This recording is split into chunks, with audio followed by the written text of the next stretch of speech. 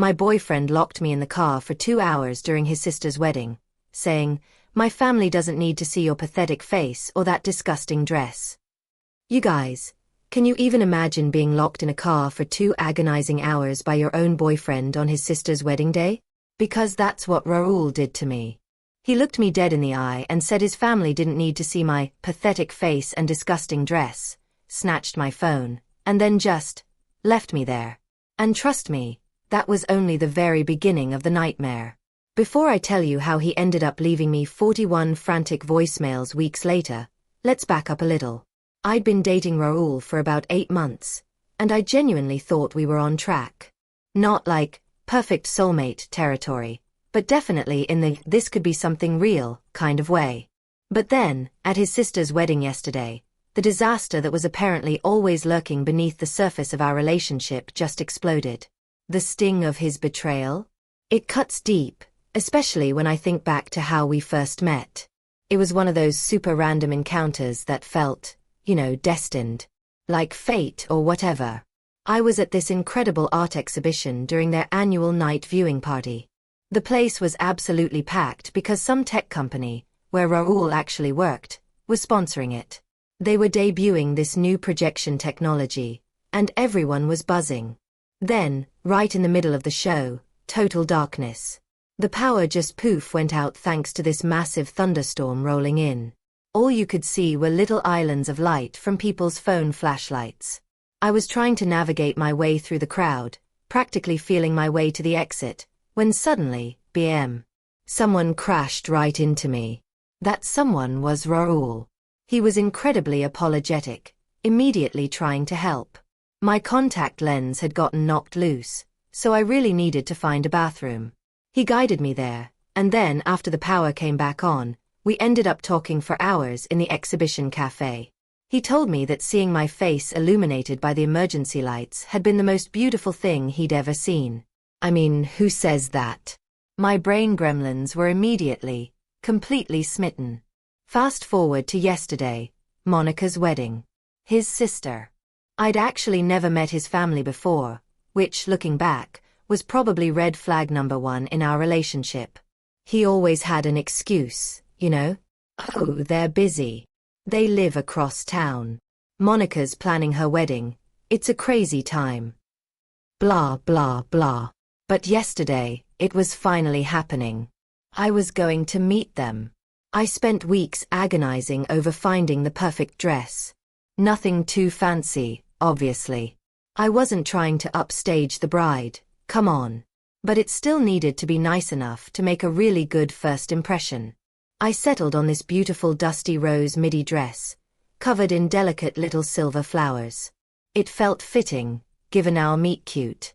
I carefully did my makeup, put on the pretty silver necklace Raoul had given me for our 6-month anniversary, and then there was the wedding gift. Oh my God. Monica and her fiancé, Stanley, are huge anime fans, and they'd always talked about wanting to honeymoon in Japan someday. So, I literally saved for 2 months to contribute to their trip fund. I put together $1,500 in Japanese yen, plus a certificate for this truly authentic traditional tea ceremony experience in Kyoto. All of it nestled inside this gorgeous wooden box, hand-painted with cherry blossoms. Raoul had actually said it was too much, but I didn't care. I wanted his family to like me. I really wanted them to like me. So, wedding day arrives. Raoul picks me up, and immediately I notice he seems a little tense. But I brushed it off. Wedding day stress, right? Whatever. As we're driving to the venue, this absolutely beautiful garden place about an hour outside the city, he starts making these really weird comments about my dress. Is that what you're wearing? Don't you think it's a bit much? My family is kind of traditional, I started getting nervous, but I had spent weeks on this outfit. And honestly, I looked good. I really did. The ceremony was supposed to start at 3 p.m., and we got there around 2:30.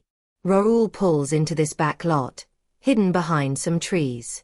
And then he hits me with it. I need you to wait in the car. What? I actually laughed. Surely, he was joking. He was not joking. His face got all tight, and he said his family was particular, and he needed to prepare them before introducing me. I was so confused. Like, they knew I existed, right? We'd been dating for 8 months. I started asking questions, trying to understand, and he just exploded. He said, and I quote, "My family doesn't need to see your pathetic face and disgusting dress. Just wait here." I was literally in shock. Before I could even process what was happening, he lunged for my purse, snatched my phone out of it, and got out of the car. I immediately tried my door, but he'd locked it from the outside with his key fob. I was trapped. Through the windshield, I watched him walk away with my phone in his hand and the beautifully wrapped gift, the one I'd spent 2 months saving for, tucked under his arm. I sat there in complete disbelief. Did my boyfriend just lock me in a car and steal my phone? Is this actually happening? The car started getting hot, then hotter. It was June, after all. I tried the doors again. Nothing. I even tried honking the horn, but we were parked so far away from the venue that no one would possibly hear. Or if they did, no one came. 2 hours. 2 hours I sat in that car. The ceremony came and went. I cried my makeup off. I even contemplated breaking a window, but the car was literally the only thing of value Raoul owned, and my brain kept screaming, "Don't overreact. There must be an explanation." Looking back, I should have shattered that window into a million pieces. Finally, he came back. He acted like nothing had happened. Just unlocked the car, opened my door and said, "They're ready to meet you now." I was speechless. My makeup was ruined. I was sweaty, my hair was a mess, and I was pretty sure my disgusting dress was wrinkled beyond repair. But I was also still in shock, so I just got out, asked for my phone back. He said he'd give it to me later.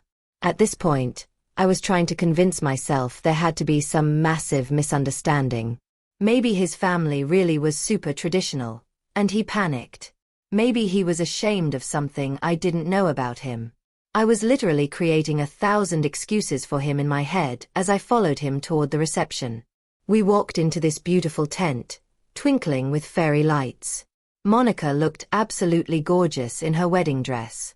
Raoul led me toward her and Stanley, and I put on my best smile, despite feeling like actual human garbage. And then, the ultimate betrayal. "Hey sis, this is Nadia. She's, just a friend from work." Just a friend. 8 months. That romantic meet-cute. The silver necklace I was wearing. 31 sleepovers at my apartment. Christmas with my parents. All of it, reduced to just a friend. And then he winked. He actually winked at the bridesmaids standing right next to Monica, who giggled and winked back. I was standing there, feeling like I'd been dropped into some alternate reality where nothing made sense. Monica looked utterly confused, but it was her wedding day, so she just smiled politely and said, "Nice to meet you," before turning to other guests. The friend from work comment repeated all night long. Raoul introduced me to relatives, cousins, uncles, always with that same weird, dismissive tone.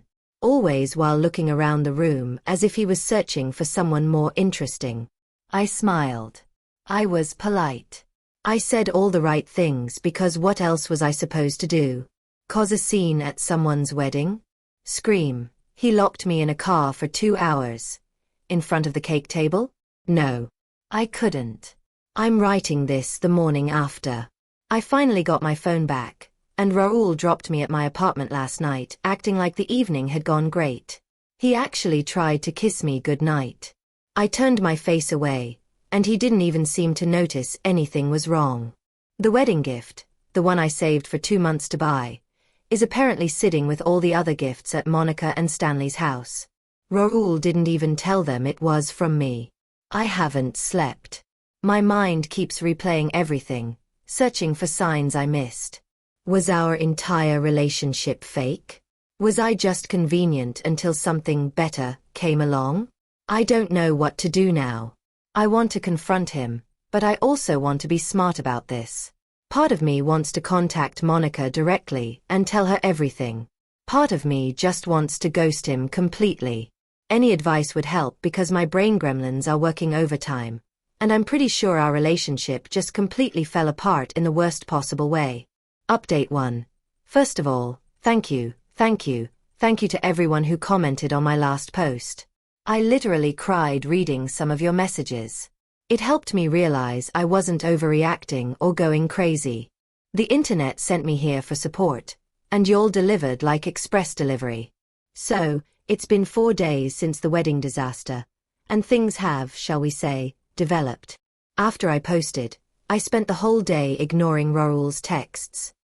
He sent his usual, "Good morning, beautiful," as if he hadn't locked me in a car and then pretended I was just some random coworker for an entire wedding reception. The audacity of this man is overwhelming. It's like he exists in a reality where logic and common decency just don't apply. I needed to process everything before confronting him, so I called in sick to work. Perks of remote work. No one can tell if your puffy eyes are from a cold or a relationship apocalypse. I kept thinking about that wedding gift, sitting somewhere in Monica and Stanley's house, with them having no idea it came from me. $1,500. I saved that by eating ramen for lunch, taking extra freelance projects, skipping my usual coffee shop writing sessions, and the special tea ceremony experience. I researched for weeks to find the most authentic one, all in that beautiful hand-painted box. Side note that I didn't mention in my first post. I'm not rich at all. I'm a content writer who barely makes rent some months. This gift was a real sacrifice because I wanted his family to like me. Stellar judgment on my part, clearly. So, I spent the day making a plan. But then, Raoul showed up at my apartment that night, completely unannounced, with takeout from my favorite place, acting like nothing had happened. When I opened the door, he had the nerve to look confused at my obviously been crying face. "What's wrong with you?" he asked, literally pushing past me into my apartment. I didn't waste any time. I asked him straight up why he locked me in the car and introduced me as just a friend to everyone. You guys, his explanation. I can't even. He said his ex was at the wedding. One of the bridesmaids. The winking one. Surprise. Surprise. Apparently, they dated for 2 years before breaking up about a year ago. According to him, she dumped him, and he didn't want to look like a loser who moved on with someone less impressive. Less impressive. When I asked what that even meant, he said, and I am quoting him exactly. "You know what I mean. Gina comes from money. Her dad plays golf with my dad. You're cute, but you're not exactly country club material." I am literally shaking again typing this. He then had the unbelievable audacity to say this was actually a compliment because he was dating me despite my social status. That I should be grateful he sees something in me beyond my basic job and apartment.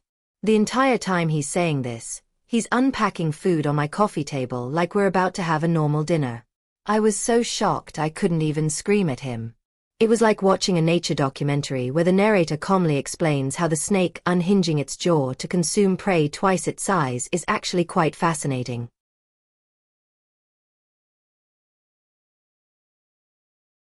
I asked about the wedding gift. You know what he said? Oh yeah. I told them it was from me. Monica was really impressed. Honestly, it was a bit much coming from you anyway. They might have thought you were trying too hard. That's when something in me just shifted. Like everything suddenly clicked into place. I suddenly saw everything so clearly. I very calmly asked him to leave. He seemed genuinely confused. Why are you being so sensitive? I'm just being honest. Most guys wouldn't even bother with someone like you. I opened my door and just pointed him out. When he realized I was serious, he packed up the food, took it with him, the actual parasite, and left, muttering about how I was being dramatic and would call him when I calmed down. The second he left, this weird calm came over me, like the stillness after a storm, and I knew exactly what I needed to do. I spent the next day researching. I found Monica on social media. Discovered she and Stanley would be in town for another week before leaving for a mini honeymoon weekend. Their big Japan trip is planned for later. I also found out where Raoul's parents live. He'd mentioned the neighborhood before. More importantly, I discovered that Monica had posted about a family dinner happening tomorrow night to thank everyone for coming to the wedding. Perfect timing for my revenge plan.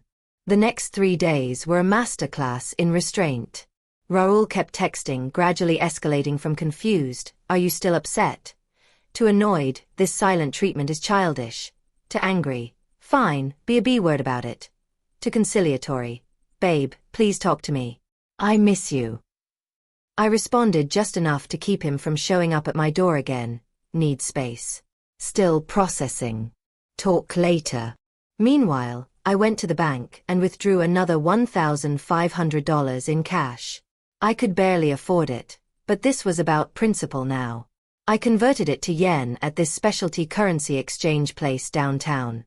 I bought another beautiful box, not quite as nice as the original, but still pretty. I even managed to book the same tea ceremony experience again. Basically, I recreated the entire wedding gift. It cleaned out my savings, but some things are worth more than money. Yesterday was the family dinner at Raoul's parents' house. I knew I wouldn't be invited, of course, but I had my own plans. I texted Raoul, asking if we could meet to talk things through. He immediately agreed, relieved that I was finally being reasonable. I suggested a coffee shop about 15 minutes from his parents' house. At exactly 5 p.m., knowing the family dinner was at 7 o'clock, he showed up at the coffee shop looking smug. I was already there, sitting at a table with 2 coffees and the recreated gift box beside me. The conversation was brief. I asked if he understood why his actions at the wedding hurt me. He gave some half-assed apology about having a lot on my mind with my ex being there, but insisted I was overreacting. Then he saw the box. "What's that?" "The wedding gift for your sister," I said, my voice steady. "Since you took credit for my original gift, I made another one." He actually laughed. "You're not serious. That's ridiculous. What are you going to do? Mail it to her?" I smiled. "No. I'm going to give it to her in person right now." His face. Oh my God. The color drained completely away. "What are you talking about?" "I know about the family dinner tonight," I continued, savoring every word. "I'm going to stop by and introduce myself properly this time." He started panicking, saying I couldn't do that. His family wouldn't understand. I would embarrass him. That's when I delivered the line I'd been rehearsing in my head for days. "I'm not going to embarrass you, Raoul. You've already done that to yourself. I'm just going to tell the truth." I stood up, took my gift, and walked out. He followed me, alternating between threats and pleas, but I got into my Uber before he could stop me. As the car pulled away, I could see him frantically calling someone on his phone, probably warning his family, but it was too late. My Uber dropped me at his parents' house at 5:45 p.m. Early enough that not everyone would be there yet, but late enough that Monica and Stanley would definitely have arrived. I knocked on the door, gift in hand, my heart pounding rapidly. A woman who could only be Raoul's mother opened the door. She looked confused but polite. "Can I help you?" "I'm here to see Monica if she's available," I said, trying to keep my voice even. "I have something for her." From inside I heard Monica's voice. "Who is it?" And then she appeared in the doorway. Recognition flickered across her face. "You're the friend from the wedding." I smiled. "Actually, that's what I wanted to talk to you about." Mrs. Alvarez invited me in, despite her confusion. The house was lovely. Photos everywhere, dinner preparations underway in the kitchen. Stanley was helping set the table. An older man, who must be Raoul's father, was watching TV in the living room. Monica led me to a quiet corner of the living room. I handed her the gift box. "This is for you and Stanley. Congratulations on your marriage." She looked surprised, but took it. "Thank you. But I'm sorry, what did you say your name was again?" "Nadia," I said, looking her directly in the eye. And I'm not actually Raoul's friend from work.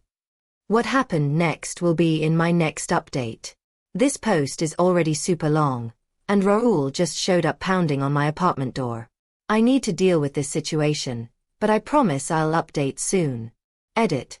He's gone now, but left a novel-length text message. The fallout has officially begun. Update 2. Okay. Wow. I'm still processing everything that happened yesterday, but you all have been so supportive that I wanted to update you as soon as possible. So, where was I? Right. I was sitting in Raoul's parents' living room with Monica, about to explain who I really was. I took a deep breath and just told her the truth. That Raoul and I had been dating for 8 months. That he had locked me in the car during her wedding ceremony, taken my phone, and then introduced me as just a friend all night while flirting with his bridesmaid ex-girlfriend, Gina. Monica's face went through this fascinating journey, from confusion to disbelief to dawning horror. She kept saying, "No, that can't be right. And Raoul wouldn't do that." But I could tell she was starting to believe me when I mentioned the original wedding gift, the one Raoul had taken credit for. Her eyes got huge. The Japan Fund gift with the tea ceremony. That was from you? I nodded, and explained how I'd saved for 2 months to put it together. I even showed her pictures on my phone. Me at the currency exchange, the original box I'd found at this little artisan shop, everything. "I don't understand," she said, genuinely bewildered. Raoul made such a big deal about how much thought he put into it. He even told this whole story about researching traditional Japanese customs because he knew how much we love anime. "That was me," I said quietly. "I did the research. I found the tea ceremony. I even contacted this calligrapher to write your names in Japanese characters for the certificate." She looked down at the new gift box in her hands. "And this is the same gift, recreated. I just couldn't bear the thought of you not knowing it came from me. I wanted to meet you properly."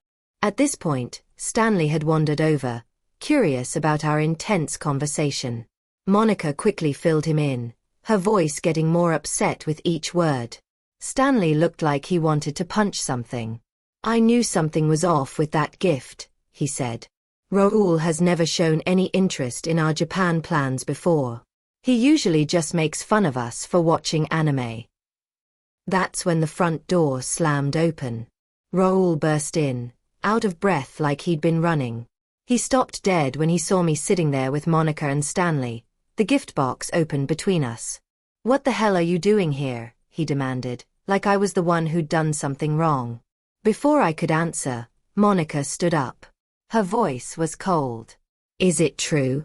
Did you lock your girlfriend in the car during our wedding?" The room went silent. Mrs. Alvarez appeared from the kitchen, wiping her hands on a towel. Mr. Alvarez muted the TV. Raoul tried to laugh it off. "She's not my girlfriend. She's just this girl I've been hanging out with. She's gotten way too attached, and now she's making up stories." That's when I pulled out my phone. See, I'd anticipated this exact response. I'd come prepared with our text history going back 8 months, pictures of us together, the reservation for our weekend trip to the beach 3 months ago, the birthday card he gave me that said, "To my gorgeous girlfriend," with a sweet message. But the cherry on top? Remember that silver necklace he gave me for our 6-month anniversary? I was wearing it in almost every photo, including the ones from the wedding.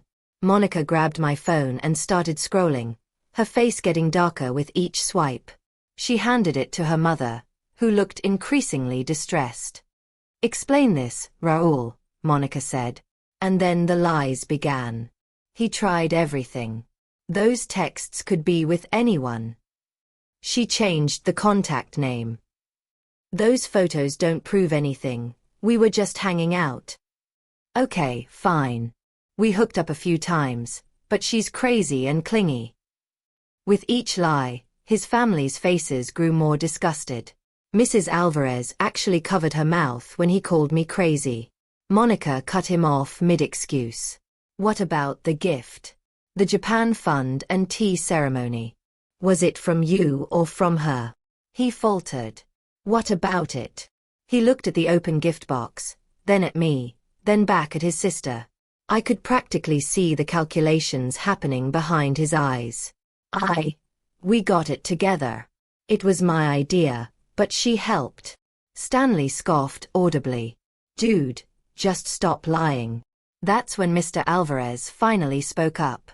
Raul, did you lock this young woman in your car during your sister's wedding? The way he asked it, so direct, so simple, seemed to pierce through all of Raul's defenses. Raul's shoulders slumped. It wasn't like that. Gina was there and I didn't want. He trailed off, realizing how terrible any explanation would sound. The silence in that room was absolute, complete. Mrs. Alvarez was the one who broke it. She walked over to me, took my hands in hers, and apologized. Apologized for her son's behavior. I started crying, which made her cry, which made Monica tear up, too. Mr. Alvarez said something to Raul in Spanish. I couldn't understand the words, but the tone was unmistakable. Deep disappointment and disgust. Raul's reaction was to get defensive, his voice rising as he pointed at me like I was somehow the villain in all this. Mr. Alvarez just stood up and told him quietly but firmly that he needed to leave. Not tonight. Not in his house. Raul looked genuinely shocked, asking if they were kicking him out because of me. Monica stepped between them and clarified it wasn't because of me, but because of what he had done. There was this intense family standoff that made me feel like I should probably leave. But when I started to gather my things, Mrs. Alvarez gently touched my arm. Please stay for dinner, she said. We would like to get to know the real you. You guys. I stayed for dinner with Raul's family. Without Raul. It was awkward at first, but also kind of amazing. Monica and Stanley are genuinely lovely people. They were so excited about the tea ceremony experience and kept asking me questions about how I found it. Mr. and Mrs. Alvarez were warm and welcoming once the initial shock wore off. Raul texted me non-stop throughout dinner. I just turned my phone off. After dinner, as I was getting ready to leave, Monica hugged me and thanked me for having the courage to come forward. She said she'd been noticing changes in Raul over the past year. More secretive, more arrogant, but hadn't wanted to believe her brother could be so cruel. I got home around 10 p.m. to find 27 missed calls and 41 text messages from Raul. The text started angry, "How dare you go to my family?" Then panicky, "What did you tell them?" Then pleading, "Please call me back. This is a misunderstanding." And finally defeated, "They won't let me come home." This morning, I woke up to a voicemail from an unknown number. It was Gina, the bridesmaid ex-girlfriend. Apparently, Raul had tried to stay at her place last night, and she turned him away. She apologized for her part in the wedding situation. She had no idea he had a girlfriend and felt horrible about the winking and flirting. According to her, Raul showed up at the train station after she refused to let him stay. He's been sending her dramatic selfies from the station bench all night. I'm not responding to anyone right now. I need to process all of this. Monica has invited me for coffee next week. She says she wants to properly thank me for the gift and to compare notes about her brother. I think I'll go. As for Raul, karma has arrived at the station. Literally. I'll update one last time after things settle down a bit. Edit. OMG, stop asking me for Raul's station selfies. I don't have them. Gina just mentioned them in her voicemail. And no, I haven't responded to any of his messages yet. Final update. It's been 2 weeks since my last update, and the dust from the relationship explosion is finally starting to settle. So, those 41 voicemails I mentioned? I finally listened to all of them, and wow, just wow. They're like a masterclass in manipulation. Voicemail 1 to 5. Pure rage. Calling me every name in the book, saying I've ruined his life, threatening to make me pay. Voicemail 6 to 12. The victim phase. Crying. Actual sobbing about how his family has turned against him, how he had to sleep at the train station, how cold and uncomfortable it was. Voicemail 13 to 20. Revisionist history. Suddenly, our relationship was the best thing that ever happened to him, and he never meant to hurt me. And the whole car incident. Just a misunderstanding. Voicemail 21 to 30. Bargaining. Promises to make it up to me, to introduce me properly to everyone, to pay me back for the wedding gift. Voicemail 31 to 41. Desperation. More crying. Please just call me back. I have nowhere to go. I'll do anything. The final one, left at 4:37 a.m., was just breathing and occasional sniffling for 2 full minutes. I didn't respond to any of them. Instead, I met Monica for coffee as planned. She was even cooler in a casual setting. Turns out, we have a ton in common beyond just a terrible brother. We talked for 3 hours. She filled me in on the family aftermath. Raoul has been effectively cut off. Not just financially, though that too, apparently. His parents were still helping with his rent despite him having a good tech job. But emotionally, his dad made it clear that until Raoul shows genuine remorse and changed behavior, he's not welcome at family events. Raoul actually tried to crash Sunday dinner last week and was literally turned away at the door by his mother, who apparently quoted something about reaping what you sow. Monica said he's been desperately trying to convince everyone that I'm unstable and manipulative, but nobody's buying it. The wedding gift story especially has become family legend. Monica made sure everyone knows what he did. According to her, Raoul has always been the golden child who could do no wrong. My visit was apparently the first time his parents had ever seen incontrovertible evidence of his true character. The realization has been devastating for them. Gina, the bridesmaid ex, and I have actually been texting a bit. Turns out Raoul was feeding her a completely different story during the wedding. Told her I was his clingy co-worker, who had boundary issues and had invited myself to the wedding. She feels absolutely terrible about the whole thing. As for me, I'm doing okay. Better than okay, actually. There have been moments of doubt and sadness, sure. 8 months is still 8 months, even if it was with someone who turned out to be a wolf in sheep's clothing. But mostly I feel free. Like I narrowly escaped a relationship that would have slowly crushed me. Yesterday, I got a package in the mail. It was from Monica and Stanley. A beautiful handmade journal with a note that read, "For our new friend who helped us see things clearly. Look forward, not back." I literally cried for an hour. Raoul finally stopped calling about 3 days ago. I heard through Monica that he's staying with some gaming buddy and has started telling people he broke up with me because I was too needy. Classic last-ditch effort. One final desperate attempt to save face before disappearing. Some updates on practical matters since people have asked. The original wedding gift? Monica and Stanley insisted on paying me back for both gifts. I refused at first, but they were adamant. We compromised. They're paying for half, and I'm going with them to the tea ceremony in Kyoto as their guest. They actually delayed their Japan trip until next spring and invited me to join for part of it. My finances? The double gift situation did clean out my savings, but I've picked up some extra freelance work and should be back on track in a couple of months. Totally worth every penny for the look on Raoul's face when he saw me at his parents' house. My living situation?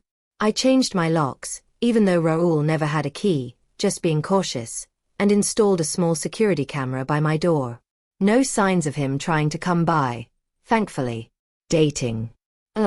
No. My heart needs some serious recovery time. Last night, I sat on my balcony with my new journal and wrote about everything that happened. I thought about how sometimes we only see what we want to see in people. How the image we have of someone can linger long after the reality has changed. Relationships can be like that, too. I think sometimes we're holding on to an idea of something that's already gone. We just don't know it yet. I'm not rushing toward any of that just yet. For now, I'm content to focus on myself and appreciate what I have. To feel stronger and more aware. To know that even when things feel overwhelming, there's always a way forward. This really is my final update on this situation. Many of you have asked if I've heard anything more from Raoul. Nothing significant, Just some random, thinking of you, texts that I've ignored. The distance between us is finally peaceful, and I'm keeping it that way.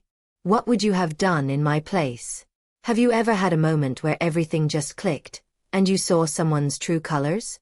Let me know in the comments. I'd really love to hear your thoughts.